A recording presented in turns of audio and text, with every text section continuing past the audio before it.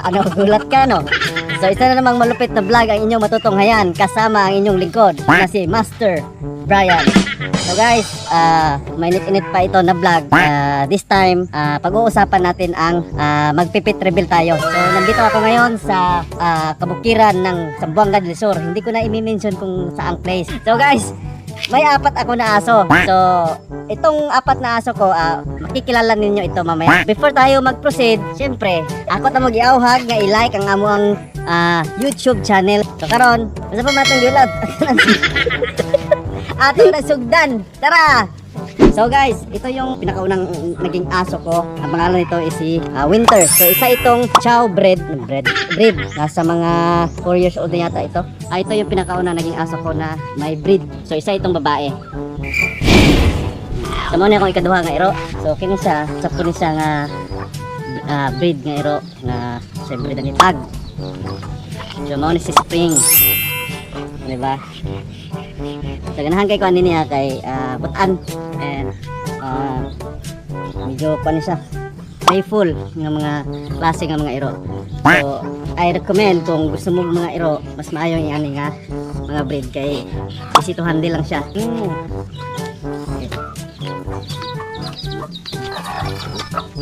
Guys, mo ni akong ikatulong nga iro.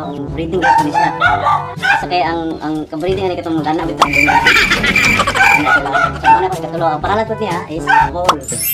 Mo na ko ikapat, which is murag na scam ka ni kay mura siya og aspin nga di masabtan nga golden retriever. Kini si Muchi, mo po ni Muchi. Muchi ang pangalan. So, si Muchi. Bye.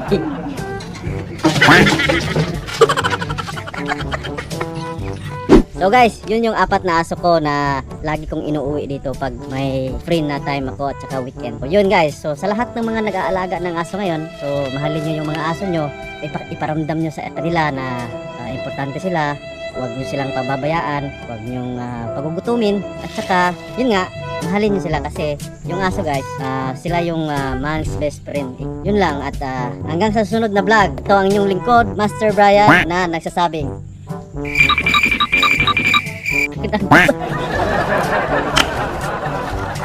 nagbabalik ito si Master Brian, ang inyong master ng bayan. Brian para sa bayan. See you.